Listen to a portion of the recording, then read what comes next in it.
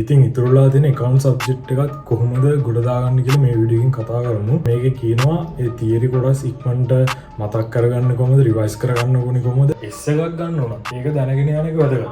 වැඩිපුර ලකුණු මේ පාඩම්. ඒතකොට මොනවාද වැඩිපුර මහන්සි වෙන්න ඕනේ? මේ 13 වසරේ තියෙන මෙන්න මෙතන ඉඳන් පාඩම් ටික ලකුණු 290ක් මේ පාඩම් ටික කාර්යයට කරගත්තත් ඔයාලට ගන්න පුළුවන්. දෙන්න පාඩම දාගත්තා. 12 වසරේ ඉඳන් මුල් පාඩම් මේ පාඩම් පිළිවෙලට ප්‍රැක්ටිස් කරන්න යන්න එපා. මොකද ගිය පාර වගේ පේබෑක් ආවොත් ඔයාලට වෙන පළවෙනිම දේ තමයි ටයිම් මදි වෙන එක. දැන් අර අධ්‍යාපන අමාත්‍යාංශ වේවික මම කරන්න කිව්වේ මොකද ගිය පාර මම කිව්වේ 25 වෙනිදා ඉඳන් ටයිම් කියලා පේපර්ස් ලියන්න ගන්න. පේපර්ස් වල ප්‍රැක්ටිස් කරන්න. ඊට පස්සේ දවස් ගාන ඔයාලා කරන්න පුළුවන්. ඒ වගේම 25 වේගයේ වෙනස් වෙලා තිබ්බ දේවල් ගත්තොත් ඒකම ඔයාලා බලාගන්න මේ පාර සමාජයට එන්න පුළුවන්. හවුල් කරුවෝ දෙන්නේ කිව්වත් කියලා මොකද්ද වෙන්නේ කියලා. කලින් දවසේම අලුත් කැල් එකක් වෙනම ගන්න එපා. මොකද අර Hi guys, welcome back again. ඉතින් මේ වීඩියෝ එක බලද්දිවා මේ වෙද්දි සබ්ජෙක්ට් දෙකක් ඉවරයි. ඉකෝන් එක ඉවරයි, BS එක ඉවරයි. ඒ විදිහටම මං කිව්ව විදිහට මගේ ප්ලෑන්ස් වල වැඩ කරපු ගොඩක් ළමයි මේ වෙද්දි හොඳ තැනක ඇති කියලා මම හිතනවා. ඉතින් තව තියෙන එක සබ්ජෙක්ට් එකයි account සබ්ජෙක්ට් එක. දැන් මේ වෙද්දි BS එකයි ඉකෝන් එක ඉවරයිනේ. දැන් ඔයාලට මම දන්නේ සෑහෙන ලොකු නිදහසක් දැනන්න ඇති. ඉතින් ඉතුරුලා තියෙන account subject එකත් කොහොමද ගොඩ දාගන්න කියලා මේ වීඩියෝ එකෙන් කතා කරමු. අනිත් subject දෙකේ කරා වගේ මේකෙත් හොඳ plan එකක් හදාගෙන දවස් ගාන manage කරලා papers analyze කරලා කොහොමද account subject එක ගොඩ දාගන්නේ, especially ගිය අවුරුද්දේ වගේ paper එකක් මේ අවුරුද්දෙත් බැරි වෙලාවත් ආවොත් එච්චර අමාරු paper එකක් එන්නේ නැහැ. ඒ වුණාට ඒ මට්ටමේ paper එකකට වුණත් ඔයා දැන් මෙතන ලෑස්ති වෙන්න ඕනේ කොහොමද? ඒ හැමදේම මේ වීඩියෝ එකේ කතා කරනවා. ඒ වගේම දැන් ගොඩක් ළමයි අගෝස්තු 1 වෙනිදාගෙන් පස්සේ account සමහරට අල්ලලවත් නැතුව ඇති. ඒ වුණාට මම මේකේ කියනවා ඒ theory කොටස් ඉක්මනට මතක් කරගන්න කොහොමද, revise කරගන්න ඕනේ කොහොමද, පුළුවන් තරම් papers ප්‍රමාණයක් ගන්න කොහොමද, සහ ඔයාගේ තියෙන අඩුපාඩු හදාගෙන හොඳ ලකුණකට යන්න කොහොමද කියලා. එහෙනම් වැඩි කතා නැතුව අපි යමු වීඩියෝ එකට. ඒකට මම ඔයාලට account paper එක වෙනම analyze කරලා papers ටික වෙනම analyze කරලා ප්‍රශ්න හදන්නේ කොහොමද, මොන පාඩම් වලින් මොන ප්‍රශ්න දෙන්නේ, ඒ පාඩම් වලට කොච්චර ලකුණු ප්‍රමාණයක් හම්බෙනවද කියලා වෙනම වීඩියෝ එකක් ගෙනවා. ඒ වගේම time management කරගෙන time එක manage කරගෙන paper එකක් කරන්න කොහොමද. මොකද ගිය පාර වගේ paper එක සෑහෙන්න time එක කියන දේ සෑහෙන්න වැදගත් වෙනවා. ඒතකොට ඒ වගේ paper එකක් આવොත් අපි කොහොමද වැඩ කරන්නේ, ඒ දේවල් ගැන කතා කරලා මම වෙනම වීඩියෝ එකක් ගෙනවා. වැඩි දවසක් යනකම් වීඩියෝ එකක් ගෙනවා. ඉතින් මේකේ මට ඔයාලට කියන්න ඕනේ මුලින්ම account subject එකේ plan එකක් හදාගෙන වැඩ කරන්න බෑ මේ දවස් ටිකේ. දැන් අනිත් subject දෙක වගේ තමයි. ඒ දෙක කෙලවුණත් නැතත් ඒ දෙක හොඳට කරගත්තත් මේ subject එකත් හොඳට කරගන්න වැදගත්. එතකොට මේක කරන විදිය ගැන මග පෙන්වීමක් නැත්නම් ඔයාලට අයිඩියා එකක් දෙන්න තමයි මේ වීඩියෝ එකේ ඉන්නේ. ඉතින් එහෙනම් අපි වැඩි කතා කරන්න නැතුව වීඩියෝ එකට යමු. හරි, වීඩියෝ එකට යන්න කලින් මම ඔයාලට මුලින්ම සිලබස් එක ගැන පොඩි අයිඩියා එකක් දෙන්නම්. මොකද සිලබස් එක දැනගන්න එක සෑහෙන්න වැදගත් ඕනෙම සබ්ජෙක්ට් එක. සිලබස් එක ගැන අයිඩියා එකක් නැත්නම් සිලබස් එක ගැන අයිඩියා එකක් නැතුව එක්සෑම් එක ලියන්න යන කෙනා මොන සබ්ජෙක්ට් එක ලිව්වත් හරියට කරගන්න වෙන්නේ නැහැ. මොකද සිලබස් එකේ Tamanට දෙන පාඩම් ටික මොන පාඩම්, සෙකන්ඩ් පාර්ට් එකට එන්නේ මොන පාඩම් වලින්ද, ෆස්ට් පාර්ට් එකට එන්නේ මොන පාඩම් වලින්ද, S එකක් ගන්න ඕන. ඒක දැනගෙන යන එක වැදගත්. වැඩිපුර ලකුණු මේ පාඩම්. ඒතකොට මොනවාද වැඩිපුර මහන්සි වෙන්න ඕනේ. ඒව දැනගෙන ඉන්න එක වැදගත්. ඒ හින්දා මම ඔයාලට මුලින්ම ඒක ගැන අයිඩියා එකක් දෙන්න. ඒතකොට ඔයාලට පළවෙනි පාඩම තියෙනවා ගිණුම් කරනවා ඒ අවශ්‍යතාව. මේ පාඩමෙන් සාමාන්‍යයෙන් ඉන්නේ MCQ තමයි මේ පාඩමෙන් ඉන්නේ. මේ පාඩමෙන් සෙකන්ඩ් පාර්ට් එකට එන්නේ මේ MCQ විතරයි ඉන්නේ. ඒතකොට සමීකරණ ගිණුම් කරන සමීකරණ ගැන දෙන පාඩමේ MCQ වෙනවා. essay එනවා සාමාන්‍යයෙන් තුන්වෙනි ප්‍රශ්නෙට වගේ එන්නේ මේකේ. විත්ත සටහන් වලින් MCQ වෙන්නේ. මූලික සටහන් පොත් MCQ වෙනවා. essay එනවා. රචනා ප්‍රශ්නයක් එනවා. සංකල්ප වලින් MCQ විතරයි. ඒතකොට සංකල්ප වලින් සාමාන්‍ය ලකුණු 3ක් අඩුම එනවා. සංකල්ප ගැන සෑහෙන ලේසි පාඩමක්. ඒ හින්දා මේකත් බලාගෙන යන්න. ඊට පස්සේ කේවල ස්වාමී ව්‍යාපාර. මේක සාමාන්‍ය සෙකන්ඩ් පාර්ට් එකේ තනි ගානක් ඉන්නේ MCQ වලට එන ප්‍රශ්න. සෙකන්ඩ් පාර්ට් එකෙන් තනි ගානක් එන්නේ ගොඩක් වෙලාවට සම්බන්ධ කරලා ආවොත් තමයි මේ නිෂ්පාදනය කරන කේවල ස්වාමීන් වහන්සේ සම්බන්ධ කරලා ගානක් ආවොත් තමයි. ඒක නිෂ්පාදනය කියමු තනි ගානක් එන්නේ MCQ වල එනවා අනිවාර්යෙන්. සමාගම් ගාන එක්ක සම්බන්ධ කරලා එන්න පුළුවන්. නැත්තම් නිෂ්පාදනය වලින් වෙනම ගානක් එන්න පුළුවන්. එහෙම එන්න පුළුවන් මේකෙන්.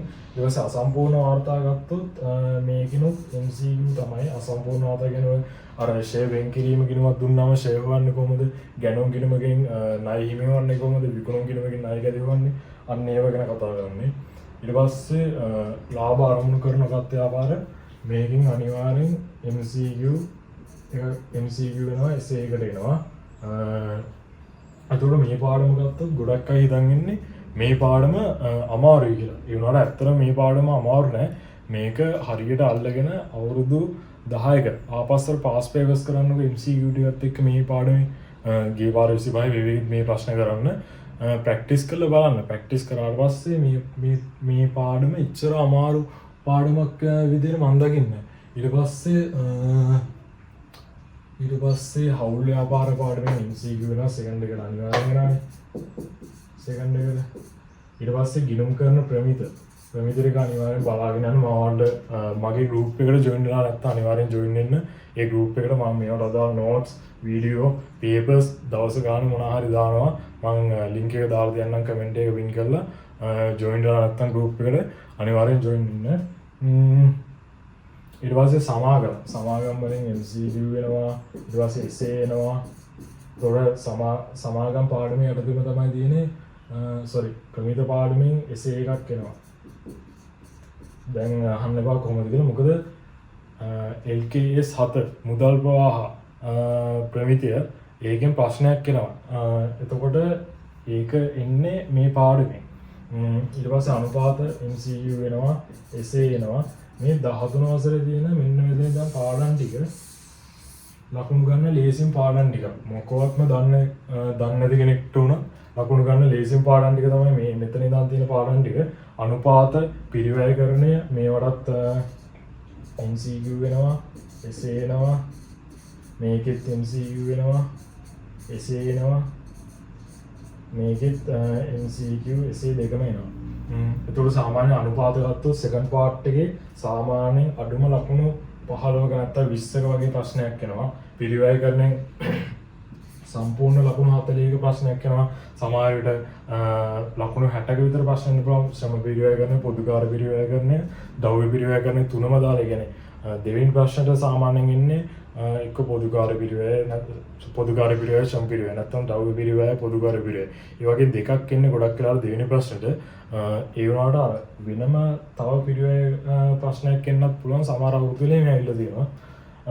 ඊට පස්සේ ආන්තික පිරිවැයකරණය, විචල්්‍ය පිරිවැය, අර පිරිවැය පරිමාලාභ විශ්ලේෂණය වගේ දේවල් තියෙන්නේ.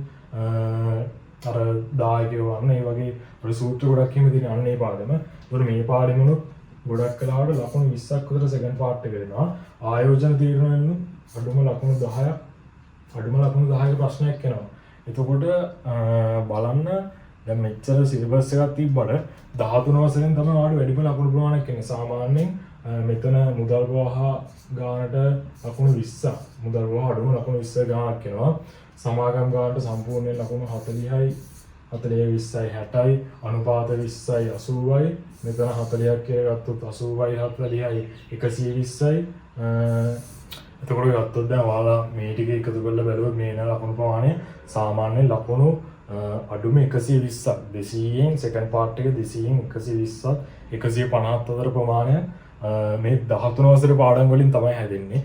ඒ හින්දා 13 වසරේ තියෙන මේ පොඩි පාඩම් ටික ගන්නවා මේ සමාගම් අයින් කරලා අනුපාත වලින් 20යි, මේකෙන් 40යි, 20 40යි 60යි, 60යි 80යි, 80යි 10යි 90යි. ලකුණු 290ක් මේ පාඩම් ටික කාර්යයට කරගත්තත් ඔයාලට ගන්න පුළුවන්. ඒ හින්දා සෙකන්ඩ් පාර්ට් එක ලෑස්ති වෙද්දි මොනවත්ම දන්නේ නැති කෙනෙක් වුණත් මේ පාඩම් ටික හරි මේ දවස්වල වීඩියෝස් බලලා හරි මොනවා හරි කියන්නේ දන්නේ නැති අය මේ ලෙසන් බලලා වීඩියෝස් බලවට කමක් නැහැ. දන්න අය ඒවා කරන්න යන්න එපා. දන්න අය කරන්න ඕනේ ප්‍රැක්ටිස් කරන එක. මේ ටික බලලා කරගත්තා හරි. එතකොට මේ පාඩම බලාගත්තා පස්සේ දැන් අනුපාත වගේ පාඩමක සූත්‍ර ටික විතරනේ තියෙන්නේ. සූත්‍ර ටික බලාගත්තා පාස් පේපර්ස් වල අවුරුදු 10ක විතර ප්‍රශ්න ප්‍රැක්ටිස් කරා. MCQ වෙනම ප්‍රැක්ටිස් කරා, සෙකන්ඩ් පාර්ට් වෙනම ප්‍රැක්ටිස් කරා. ඊට පස්සේ මොඩල් පේපර්ස් තියෙනවා නම් ඒ වගේ ඒ ප්‍රශ්න විතරක් ප්‍රැක්ටිස් කරා. ඊට පස්සේ මේ පාඩම හරි. ඔයාලා දැන් මේ පාඩම් ටික මුලින්ම ගන්න කොලයකට අරගෙන ලියාගෙන ඊට පස්සේ මේ පාඩම් වලින් වෙන වෙනම ප්‍රැක්ටිස් කරන්න. ප්‍රැක්ටිස් කරලා ඉවරනාට පස්සේ මේ පාඩම ඉස්සරහින් ටික් එකක් දාන්න මේ පාඩම ඉවරයි කියලා. ඒකෝට ප්ලෑන් එක ගත්තොත්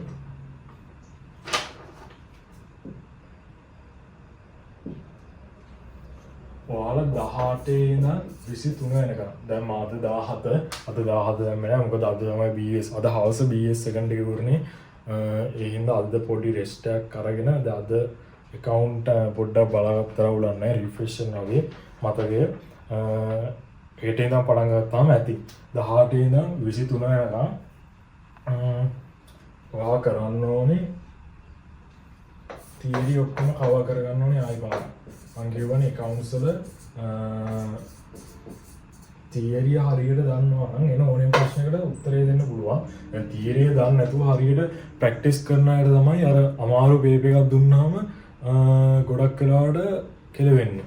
ඒ හින්දා තියරිය ඔයාලා ආපහු හොඳට එකපාරක් ප්‍රැක්ටිස් කරලා වෙනස් පාඩම් කරලා වෙනස් පාඩම් මේ ප්‍රශ්න ටික ප්‍රැක්ටිස් කරන්න. එතකොට account page එක අමාරු වෙන්නේ නැහැ. ගිය පාර වගේ අමාරු page එකක් ආවා. ඊට පස්සේ මම දැන් මෙතන වෙන ලාස්ට් ටික ගත්තොත් දැන් හිතමු 18 කවාඩ දින පාඩම් 16ක්. හරිද? පාඩම් 16 මේ දවස් ටිකට කඩා ගන්න ඕනේ. ඊට පස්සේ මේ දවස් ටික ඇතුළේ වාඩ තියෙනවා general knowledge එකයි GK එකයි general english එකයි. මේ දෙක ලෑස්ති වෙනත් ඕනේ. ඒකෝට ඒකත් මතක තියාගෙන අපි ප්ලෑන් එකක් හදාගමු. ඒකෝට 18 ගත්තොත් මම කියනවා 18 වෙනිදා පාඩම් 4ක් විතර. ඒකෝට මේ පාඩම් 4 දාගද්දි සාමාන්‍යයෙන් වාඩ ඒ කියන්නේ තියරි පාඩම් ලේසි පාඩම් දැන් ගිණුම් කරන එහි අවශ්‍යතාවය මහලුකු පාඩම් නෙවෙයි සමීකරණ පාඩම දාගත්තා. ආපහු 13 වසරේ ගිණුම් කරන ප්‍රමිත පාඩම දාගත්තා. ආයෝජන තියෙන පාඩම දාගත්තා. 12 වසරේ ඉඳලා මුල් පාඩම් මේ පාඩම් පිළිවෙලට ප්‍රැක්ටිස් කරන්න යන්න එපා. පිළිවෙලට ප්‍රැක්ටිස් කරාම කරන්නේ 12 වසර පාඩම් කරලා 13 වසරට එද්දී මෙලෝදියක් මතක නැහැ. එහෙම නෑ අර අපේ මතක ඉක්මනට මේව කරගන්න පුළුවන් අර තනින් තන ප්‍රැක්ටිස් කරන්න ගත්තා.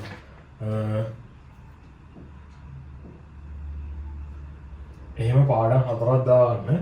ඊට පස්සේ ඔයා අනිවාර්යෙන් මේ පළවෙනි දවසේ ඉඳන් හෙට ඉඳන්ම අනිවාර්යෙන් මේ කියන දේ මතක තියාගන්න හෙට ඉඳන්ම අනිවාර්යෙන් ටයිම් තියලා MCQ papers practice කරන්න.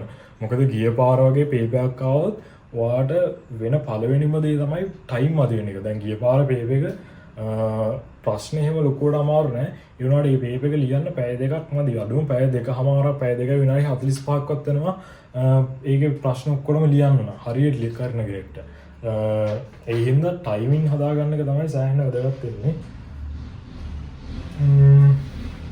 එතකොට ඒ දවසේ MCQ paper එකක් කරන්න. පාඩම් 4ක් පාඩම් ගා MCQ paper එකක් කරා. මේක කරන්න ඕන ටයිම් තියලා 19 වා පාඩම් 3ක් බලාගන්න. ඒතර පාඩම් 3ක් මම දාන්නේ ලොකු පාඩම් 3 සාමාන්‍ය සමාගම් පාඩමයි. තව පොඩි පාඩම් දීපුයි තීරි පාඩම් දෙකක් දාන්න. සමාගම් සංකල්ප දිත්ත සරහන් වගේ පාඩම් ටිකක් දාගෙන ඉවයි MCQ ටික ප්‍රැක්ටිස් කරලා ප්‍රශ්න ටිකක් ප්‍රැක්ටිස් කරන්න. ඊට පස්සේ මේ දවසේ MCQ ප්‍රැක්ටිස් කරන්න. සෙකන්ඩ් පාර්ට් එක ගැන බලන්න එපා. සෙකන්ඩ් පාර්ට් එකට දැන් ගිය පාර අපිට එක්සෑම් එකේ ටයිම් ටේබල් තිබ්බ විදිහට 25 තමයි අපිටත් ඔය විදිහටම 10 වෙනිදාකින් පටන් ගත්තේ. ඔය දවස් ටික තමයි BS තිබ්බේ 17. එහෙම තිබ්බේ. එතකොට accounting first එක තිබ්බේ 25. හැබැයි accounting second එක තියෙන්න තිබ්බේ 28. එතකොට අපිට තිබ්බේ දවස් 3ක gap එක. මේ පාර වලට දවස් 5ක gap එකක් තියෙනවා. ඒ හින්දා second එකට last වෙන හොඳටම කල් තියෙනවා. MCQ එක විතරක් focus කරලා practice කරාම හරි. මොකද මේ පාඩම් වෙනම practice කරද්දී දැන් මම කියවනේ සමාගම් පාඩම් practice කරන්න. ඒතකොට මේ practice කරද්දී සමාගම් පාඩමේ ගණන් ටිකක් හදන්න. ඒ කියන්නේ මේ පාඩම් කරලා ඉවරනාට පස්සේ පාස් පේපර්ස් ටිකක් අරගෙන මේ පාඩමේ ගණන් ටික හදන්න. අනුපාත ප්‍රැක්ටිස් කරලා ඉවරනවා. ඒක පාඩම ගණන් ටිකක් හදන්න. මේ අනුපාත වගේ පාඩමක ඔක්කොම ගණන් ටික හදන්න පැය දෙකමාරක් පාස් පේපර්ස් වල. මේ හරියට කරනවා. එහෙම මහලුකු වෙලාවක් යන්නේ නැහැ. ගොඩක් තියනවා කියලා හිතන්න එපා. ඉක්මනට කොහොම හරි ඉවර කරගන්න බලන්න. එතකොට 20 වෙනිදත් වා පාඩම් 3ක් බලා ගන්න. ඊට පස්සේ MCQ පේපරයක් කරන්න 20 වෙනිදා හවස 6 වගේ නම් ජෙනරල් නොලෙජ් එක ලෑස්ති වෙන්න. මොකද 21 උදේ දිනවා ඔයාලට GK එක්සෑම් එක. බාහින්න බා GK එක්සෑම් එක මම දාන්නම් PDF එක මම දාන්නම් group එකට. මහලකුවට හිතන්න දෙයක් නැහැ ඒකේ. ඒ වෙලේ ගිහලා ලියන්න තියෙන්නේ. මාත් එහෙම බැලුවේ නැහැ. මම YouTube එකේ මම බලපු වීඩියෝස් දෙක තුනක් තියෙනවා. ඒවත් දාන්න. නැත්තම් කලින් දවසේ දාන ගොඩක් ගුරුවරු එහෙම. එතකොට ඒකේ අර ප්‍රශ්න ටිකක් අල්ලගත්තට පස්සේ ඒ කරන විදිය අඳුර ගන්න තමයි තියෙන්නේ.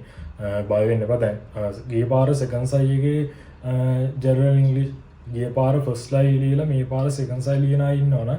ගිය පාර සයි එකේ ජෙනරල් නොලෙජ් එකට 30ට වඩා තියෙනවා මේ පාර ලියන්න ඕනේ නැහැ. අනිත් අය ලියන්න ඕනේ. ඊට පස්සේ මොකද ජෙනරල් නොලෙජ් එක අතෝ කැම්පස් යන්න බෑ. 21 උදේ වාට දෙන GK එක්සෑම් එක. ඒ හින්දා ඒ දවස් අපිට වැඩි වෙලා කොටසක් කරන්න නැහැ. මොකද 22 දවසේම දෙකට ඉවර වෙන්න මට මතක විදිහට ජෙනරල් ඉංග්‍රීසි එක. ඒ හින්දා ඒ දවසේ වැඩි කොටසක් කරන්න වෙන්නේ නැහැ. ජෙනරල් ඉංග්‍රීසි එකට ලෑස්ති වෙන්න බෑ. ඒ හින්දා ඔයා මොකක් හරි එක පාඩමක් පොඩි පාඩමක් එකවුන්සල් මොකක් හරි එක පාඩමක් බලා ගන්න. ඊට පස්සේ ජෙනරල් ඉංග්‍රීසි එකට ජෙනරල් ඉංග්‍රීසි එක ලෑස්ති වෙන්න. දැන් ජෙනරල් ඉංග්‍රීසි එකට ගිහලා එහෙම දවස් ගානක 21 වෙනිදා දවසක් බලා ගන්නවා. 20 වෙනිදා දවසම දාගෙන ජෙනරල් ඉංග්‍රීසි එක බලා ගන්නවා. එහෙම කරන්න යන්න එපා. මොකද accounting කියන සබ්ජෙක්ට් එක ඊට වඩා වැදගත්. ජෙනරල් ඉංග්‍රීසි වලට ඉතින් මම කරේ කලින් දවසේ 6 විතර ඔය එන ප්‍රශ්න ටික තියෙන්නේ අර මේ ෆ්ලෝ මේ පයි chart එකක් හරි බාර් chart එකක් හරි අර ඒ වගේ දේවල් එනවා. ලෙටර් එකක් ලියන්න එනවා, essay එක ලියන්න එනවා. ඊට පස්සේ අර විස්තරයක් දීලා ඒකෙන් මොනවා හරි අර ප්‍රශ්න වලට උත්තර ලියන්න එනවා. ඒ වගේ අර දේවල් ටිකක් තමයි එන්නේ. ඒ හින්දා ඒකට වෙනම සෑහෙන කාලයක් නාස්ති කරන්න එපා. ඒකත් කරගන්න. දැන් ඉස්කෝලේම ටර්ම් ටෙස්ට් එහෙම ලිව්වායට මේවා ටච් වෙලා නැත්තේ ලිව්වේ නැති අයත් ඇති. කොහොම හරි ලිව්වායට පොඩ්ඩක් හරි ටච් වෙලා නැත්තේ.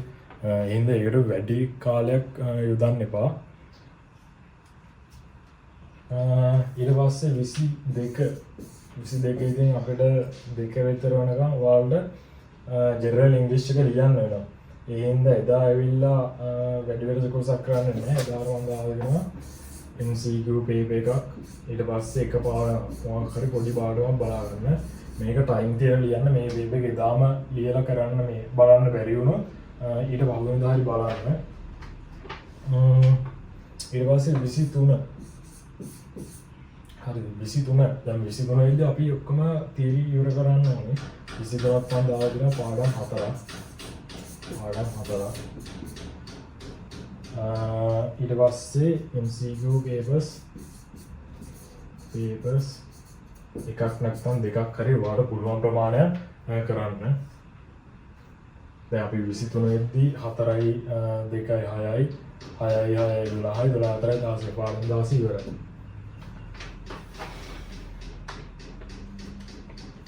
ඊට පස්සේ 24 ඔයාලා දන්නවා 25 තමයි ඔයාලට accounting first එක තියෙන්නේ. 25 උදේ ඒ හින්දා 24 දවසම MCQ papers practice කරන්න තියාගන්න.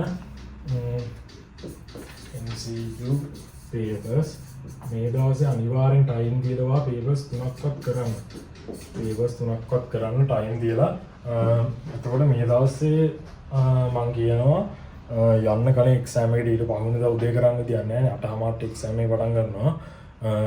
ඒ හින්දා යන්න කලින් 25 වේව් එක පුළුවන් නම් ආයෙ පාරක් කරන්න. මේ වේව් එක 3-4 පාරක් කරත් කමක් නැහැ. මොකද ඒකේ ප්‍රශ්න රටාව වෙනස් වෙලා තිබ්බහන්ද.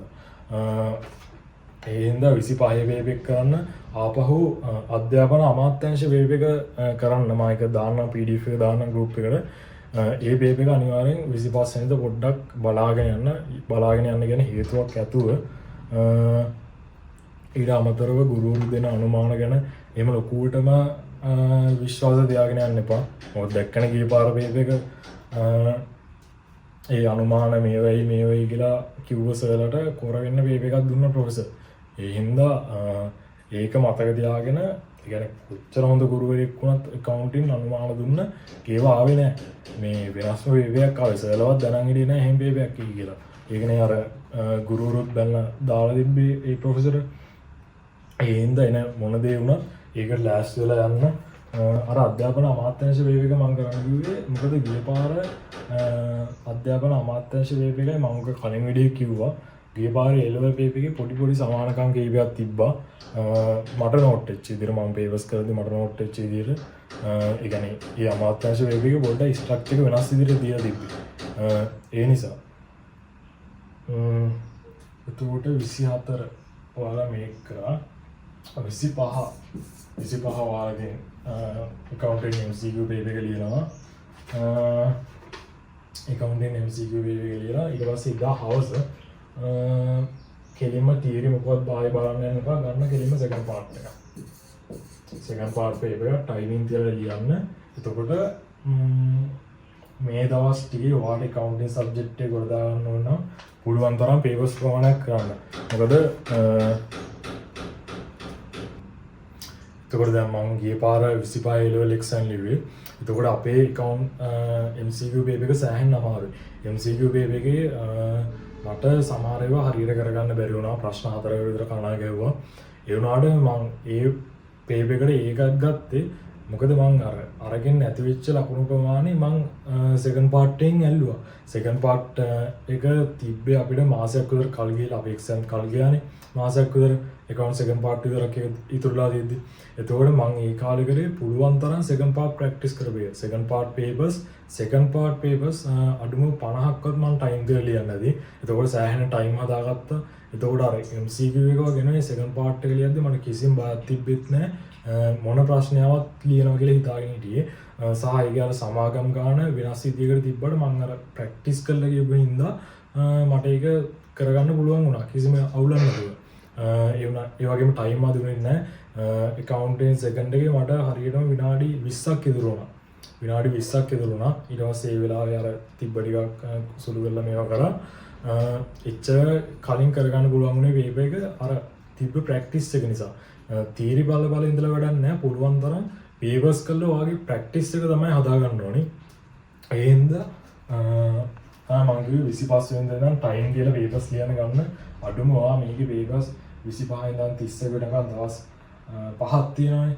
පහේ ඔයා second part papers 10ක්වත් අඩුම කරන්න. 25 second part papers දෙකක් කරන්න.